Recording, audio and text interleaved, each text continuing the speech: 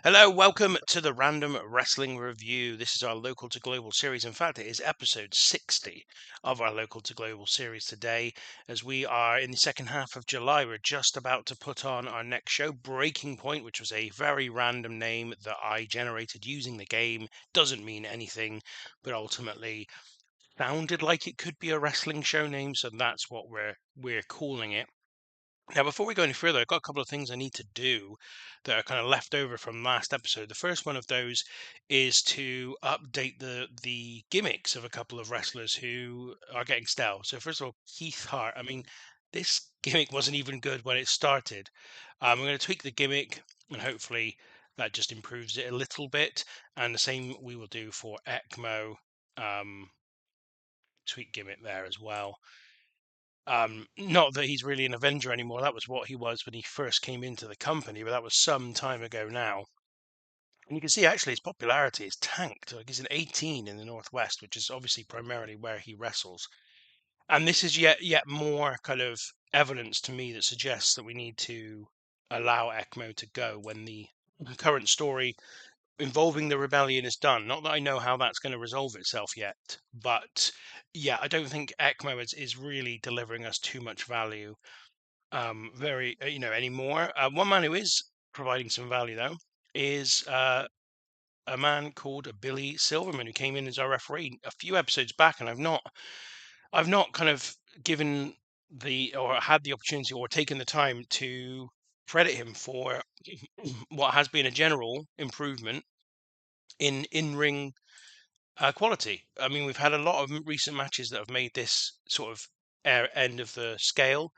Not like major matches, but I don't like none of the very best matches were refereed by him. But I think we're at that point where we haven't put on a lot of matches between the best wrestlers in our company in the last couple of months, and yet we've had some really good ratings. Obviously, at the last show we had two in the top five, and we had June. What there's a match here from June, so and another one from July. So we've oh no, that's actually last year. But Billy Silverman's come in.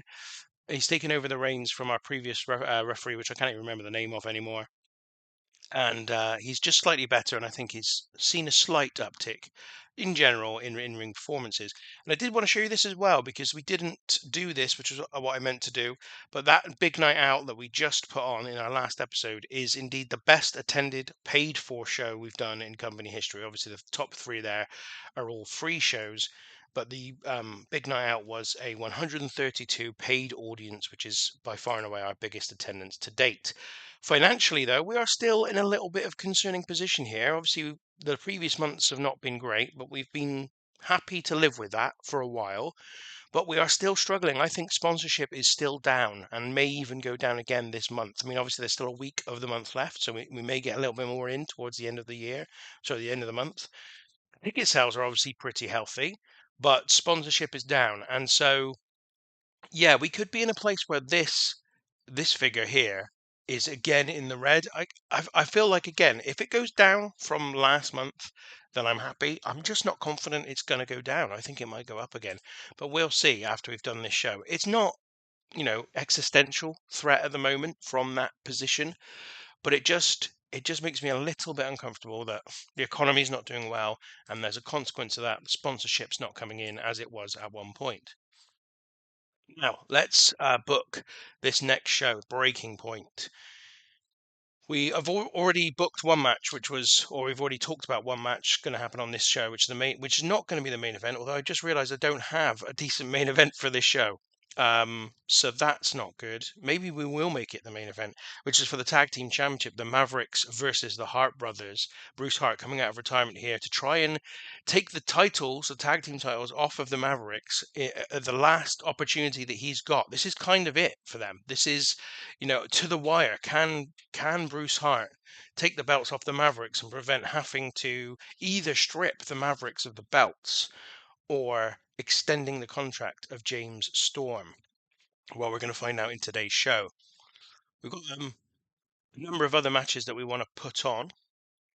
I'm just trying to figure out which one's the first one because, unlike usual, I have not put in the time ahead of time to go through what I want to see in terms of the order of this show. So we're going to have Ace Steel versus Eric Young in the opener. and Eric Young's going to take another loss. We're not even gonna have Ace Steel cheat to win this one. So Ace Steel's going to go over Eric Young. Then we're going to have ECMO versus Teddy Hart. And we've just talked about how ECMO's unlikely to stick around in this company. And as if to sort of, reinforce that, Teddy Hart is going to win this one. We're going to have an open match, but we are going to have this so that it was a botched interference finish. And I think on this occasion, we're going to have Barry Buchanan. I think he's done this already before with somebody else, or possibly even with ECMO, but he's going to cost ECMO the match by virtue of trying to interfere and helping ECMO, and that's going to cost ECMO the match. Then we will have the pair of those in a bit of an argument afterwards, with Ace Steel playing Peacemaker on this occasion. So you can see it's not just all, the arguments and the disagreements are not just going in one direction or between the same two people. We are mixing it up. Everybody's getting on everybody else's nerves. And various different people are trying to keep the peace as time goes on. We'll make this 4 minutes, doesn't have to be long, as these three are still kind of continuing on with the issue that kind of is engulfing the rebellion at this point. Next, we're going to have a tag team match. Of course, the next show that we're doing, the next two shows that we're doing, are the Super Summer Tag Team Extravaganza. Mark Henry and Sean Stasiak are going into that tournament as one of the favorites, but they will be facing C.W. Anderson and Dave Batista, the odd pairing of these two together. That's because Charlie Haas has another match later in the show, and Batista obviously is against Henry and Stasiak pretty much perennially at this point. The winner is going to be Mark Henry. He's going to pin C.W. Anderson. And that's how this one is going to go. Because, Anderson and Batista are not entering that tournament together as a team. And Henry and Stasiak are. So we're putting over the fact that they are kind of a force to be reckoned with in that tournament. Then we have the latest match in Dan Severn's attempt at taking out every single member of the rebellion. He's beaten both ECMO and Barry Buchanan in singles matches. And in this one, Severn is going to get another win. We'll make this the storytelling match. I imagine we will find... Let's give it a flash pinfall finish, see if that is enough. But I imagine, yeah, I thought we'd find that Chemo would be unhappy with this. So we're just going to keep him strong, and hopefully he will accept the loss. It's Dan Severn versus Chemo. And then after the match, what we're going to have here is that ECMO...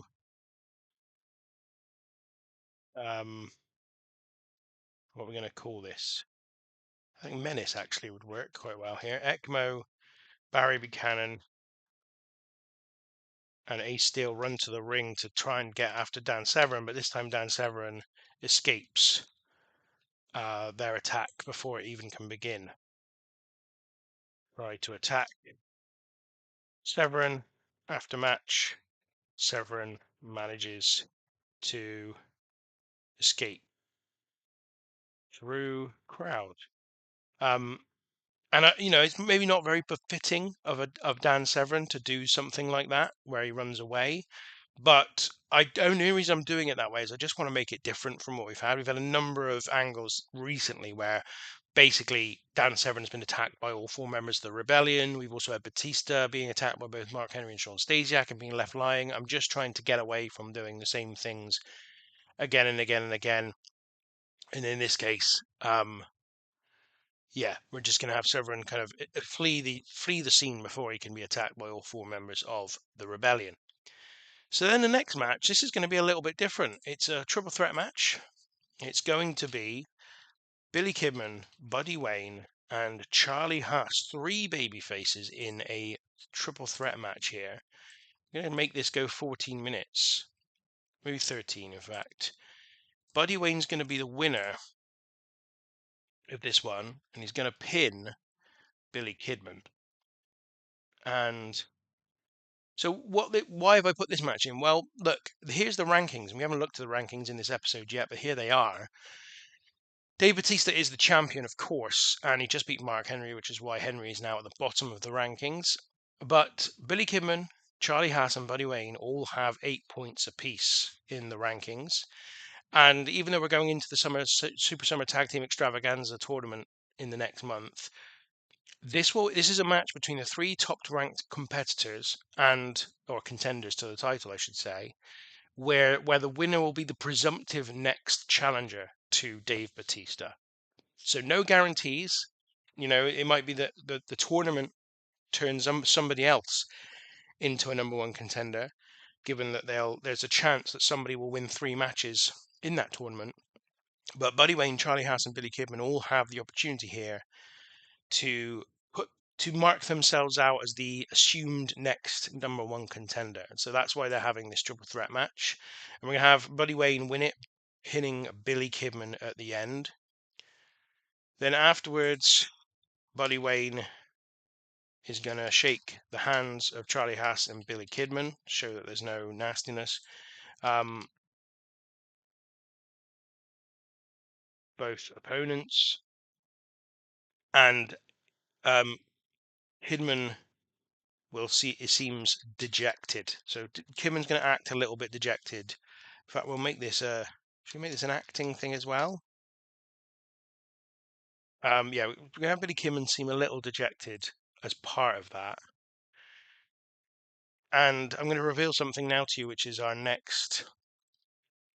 one of the next things we're doing. So Billy Kidman here is going to be set to turn. We're going to prepare a turn. Obviously, Buddy Wayne has been Billy Kidman's mentor since Kidman came into the company over a year ago now. And one of the main reasons you set up any relationship in a wrestling company is really to eventually lead to a feud between them. I mean, it's just the way it is, right? This is just the first chapter, though, in that happening. There's not I'm not seeing this as an imminent thing that Kidman will turn heel. I don't think it will last anywhere near as long as Sean Stasiak's heel turn did. But yeah, this is the next thing for Buddy Wayne to do. And what we're going to do is we're going to add him to this one, I think, for now, because I think that there's a potential to still use the CM Punk part of it in some way in the future. But we will see. I'm trying not to give too much away for 2 reasons. First of all, I don't want to I don't want to preempt future episodes, but also the ideas I've got in my head tend to be quite loose, and I tend to be quite happy to change gear if I feel like there's an opportunity. So I don't want to tell you something I'm planning to do and then not do it. So anyway, that's what's happening there. Then we're going to have the main event. I've decided this has to be the main event, really. It's James Storm and Chris Harris against Keith and Bruce Hart. Keith and Bruce Hart back together one more time. Bruce Hart come out of retirement for the second time, actually, in recent months. And this one, I'm going to make 15 minutes. I'm not sure that the Hart Brothers can do it, but we will do it. James Storm is going to beat Bruce Hart. I think that's quite a fitting way to finish this one. And obviously what that means is that James Storm remains a tag team champion when his contract runs out. So the contract is going to run out, and the Mavericks are going to still be tag team champions. James Storm will still be a tag team champion, which means that Bruce Hart has a decision to make. I think after the match, we're going to have Chris Harris and James Storm exiting the show, and James Storm tells Bruce Hart he has a decision to make, and says, and that's it. Basically, we're going to leave it like that. Effectively, we're going to leave it so James Storm basically is going to leave the venue and the crowd and ourselves. We're not going to be aware of what is going to be the decision of Bruce Hart, whether this is the last time we'll see James Storm or not. All of these various different kind of questions that will remain unanswered because, they've just had the match for the titles and the Mavericks have come out on top. So that is breaking point. I'm not too confident in that main event, but we'll see. I mean, James Storm is performing so well that it's possible it'll be okay, but we'll, I guess, find out when we run the show, and that's exactly what we're going to do now. So 131 people in attendance for this one. I think that's just a little bit of a reduction on the last one, but still a very healthy attendance. We see in the opener Ace Steel, beat Eric Young in 8 minutes and 1 second by pinfall for a segment rating of 34. Ace Steel was a 34 in-ring performance, but Eric Young just a 24. A reasonable start to this show, though, without question. ECMO versus Teddy Hart was up next, and Teddy Hart wins in 9 minutes and 13 seconds by pinfall when there was botched interference from Barry Buchanan for a segment rating of 32, and Teddy Hart is up to 33 now. He's doing pretty well. I'm pretty pleased with how he's coming along. ECMO was a 25, and of course, this continued the issues between the Rebellion, and afterwards, ECMO and Barry Buchanan nearly come to blows as they argue about who was to blame for what just took place. And Ace Steel plays peacekeeper between the two for a segment rating of 26. Not a particularly great one here. Barry Buchanan and Ace Steel both struggled here. ECMO was pretty good, though, which is in contrast to the way he's been performing in the ring recently. So at least he's got that going for him. Then we had Mark Henry and Sean Stasiak versus C.W. Anderson and Dave Batista in a really good tag team match here. Segment rating of 44. And that is largely down to the performance of Sean Stasiak and Dave Batista, both who were really good. Stasiak at 43. I think that's about the best he's ever performed for us in the ring. Mark Henry just a 32. C.W. Anderson a 36. So he's actually pretty good at the moment as well. And Batista 42, our champion, one of his best performances as of late. And hopefully that means that he's going to continue to be a really improved performer as we go forward with his second Northwest title reign. Then we had Dan Severn versus Chemo in the latest in Dan Severn's matches against the Rebellion members. Severn wins in 8:24 by pinfall with a roll-up. Severn has an in-ring performance of 31, Chemo of 42, segment rating of 35. Not a bad match at all. Pretty happy with this. And Dan Severn now has just one member of the Rebellion to take out, and that is Ace Steel. And after the match, the Rebellion run to the ring. They try to attack Dan Severn, but Severn manages to hop over the crowd rail and escapes through the crowd to avoid another beating at the hands of the Rebellion for a segment rating of 35. Then the triple threat match. This is excellent. A segment rating of 45. Just disappointed in Billy Kidman's performance here at 28, but Buddy Wayne of 42, Charlie Haas of 44. And given that this was a segment rating of 45, and it was 3 baby faces in a match here, I thought this was really, really good. And I said, shame that Billy Kidman's actually had a really poor performance in this one. But still, a very, very good triple threat match here with Buddy Wayne coming out on top and effectively making him the assumed number 1 contender to the Northwest title with this victory. Now, after the match, Buddy Wayne offers his hand to both Charlie Haas and Billy Kidman. First of all, Charlie Haas takes the hand gladly and they shake hands. And Billy Kidman, with his head down, is a little reluctant, but ultimately does shake Buddy Wayne's hand and looks dejected following the loss in this one. Buddy Wayne was the best performer in this. Charlie Haas and Billy Kidman both struggled. A segment rating of 35. And then to our main event, which again, I mean, I just look at the way James Storm is performing here. A 48 in-ring performance for a segment rating of 43, despite the fact that Bruce Hart was off his game and visibly tiring towards the end. Despite the fact that Keith Hart, I don't think has ever had an in-ring performance of above 25, which is where he was there.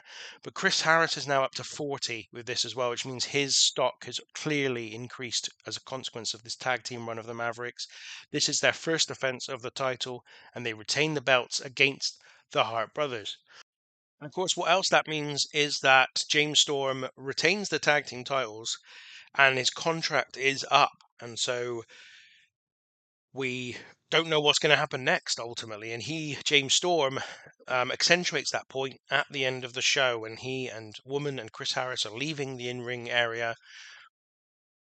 James Storm grabs a microphone and says that Bruce Hart has failed, that James Storm is now the owner of the RWR Tag Team Championship. Either he will walk away with this belt and RWR will have to strip him of the championships without any calls, without any reasonable calls to do so, or Bruce Hart will have to sign him to a new contract. Segment rating of 41, as James Storm leaves us with this kind of cliffhanger at the end of this show to end off what has been a pretty decent event in total, actually. An overall rating of 42. The tag team main event was excellent. The triple threat match was even better.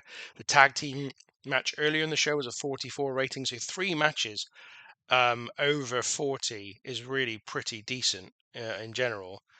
And yeah, I think a really good show here, and I'm really pleased with it. And I like the sort of cliffhanger finish as well, because I feel like, I've not been absolutely certain what I'm going to do here. This was, if I'm honest, when I put in place the decision that James Storm's contract, when I put in the plot point, the storyline point back in January of the game time, that James Storm's contract was coming up in July, I didn't know exactly how I was going to resolve it. And I had an idea that not long after that he might become a tag team champion, and that would be how he would kind of force Bruce Hart into a situation like this. But I have still yet to fully determine how we're going to resolve this contract story. I've got a sort of short term fix for it, I think, but we will address all of that in the next episode. I've got to make a speech now to the wrestlers. I think. I mean, look, I've got to give James Storm a praise for a great performance, because he was great. I'm going to give Chris Harris as well some real credit, because he was good, and also Buddy Wayne, who was really decent too. And I'm really chuffed with the way actually Buddy Wayne has been performing over the last 6 months or so. Like, he's been definitely a really um consistent performer. He's never the best wrestler in the company, but he's always pretty damn good, and he always kind of gets us. Is one of the people that is ensuring that the quality stays high. Um, just checking our size has not gone up, so that's fine. In terms of the top 100s, that show was the third best all time, 42 rating, just behind Full Force and the Golden Triangle Tournament Day 2. In terms of matches, we had from that show, can I find any? I'm sure they're here. Yeah, so the 11th best match of all time with the triangle match. And also we had the 2 tag team matches were pretty good too, weren't they? So there's the first of them there. And the second one, I cannot see. I think it might be another rating down. It's a way down. I can't see it. Ah, here it is. 21st. So 21st rated, 21st best match all time in company history, 16th best match in company history, and 11th best match in company history, all coming on this show. So that's pretty good. The Northwest Tag Team titles, the prestige continues to be decent. And with the Mavericks as champions, I don't see that changing. I think that they will continue to keep it high in terms of the overall quality. We, of course, in the next episode are going into the Super Summer Tag Team Extravaganza, so maybe more chance for the Mavericks to add to their growing reputation as a great tag team. So let's move on to the end of the current month, as we usually do. Just a bit of time for me to say thank you for watching, and also to give us a like and give us a subscribe. Certainly, if you've enjoyed this episode, a like is really appreciated. I'd also love to hear from anybody who's got any comments about the series as it goes on. Where they want, what they think I should be aiming for. I know this is called a local to global series, but for me to get global, I think we'll take about 500 episodes, possibly more. Now, I'm not saying I definitely won't get there, but I feel like that is a very ambitious target. So, maybe has anyone got any other revised targets for me in terms of what they hope this series gets to? And let me be clear, I have no intention of ending this series anytime soon. I'm still very, very far ahead in terms of recording schedule, release schedule um, for the series. So I'm not about to turn around and stop playing.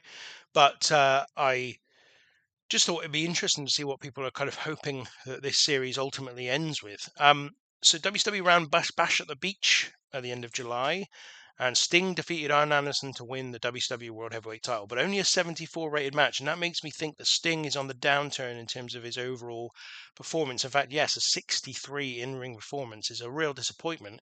With Arn Anderson at 88, you'd have been better off keeping the belt on him. Still 31,000 in attendance for this, but a show rating of 75 is not exactly setting the world alight. Scott Hall and Chicky Star defeated Ric Flair and Randy Savage in an 81 rated match. That was pretty good.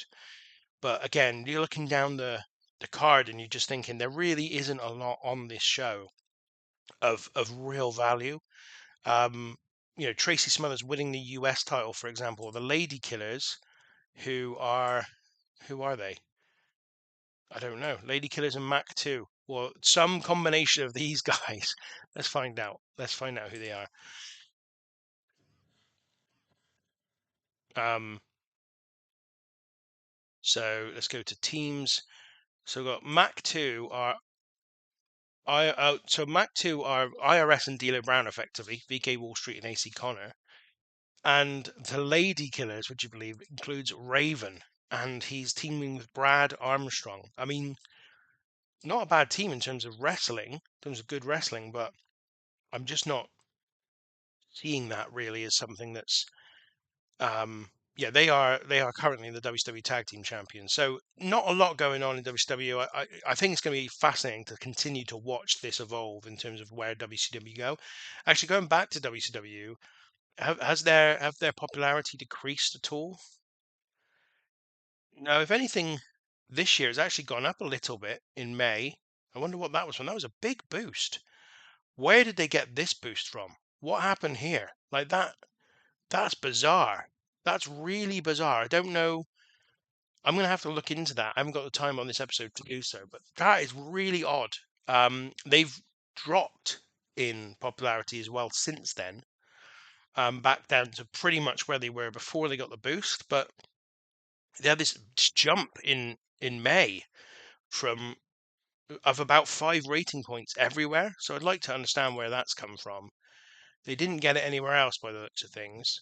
Um, and we're also obviously coming up to the point in real life where WCW stopped being a thing.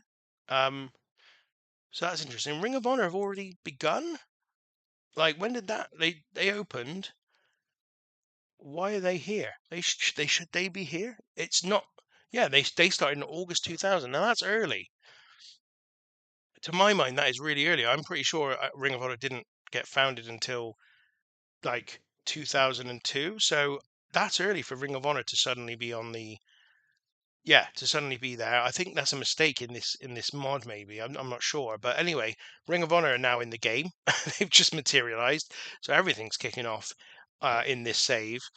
And yes, our next episode will be the Super Summer Tag Team Extravaganza, where obviously it's an 8 team tournament. And I guess I can reveal the teams for you. So we've got Sean Stasiak and Mark Henry. We have got Buddy Wayne and Billy Kidman. We have got Red Alert. We've got the Mavericks. We've got Ace Steel and Barry Buchanan. We've got Heath and Teddy Hart. We've got Rex King and CM Punk. And we've got the Samoan Violence Connection. Those are the 8 teams that are going to be vying for the Super Summer Tag Team Extravaganza in our next episode. I'll try, I think, and bring both nights of the tournament to you in the next episode as well, just to make things, just to make it nice and tidy for everyone and wrap it all up in a nice bow. Financially, we didn't do great. We did reduce our losses by $9 last month. So, okay, that's positive. A small increase, a small decrease, sorry, in losses, I guess. But that's all we've got time for today. And so, until the next episode, thank you very much for watching.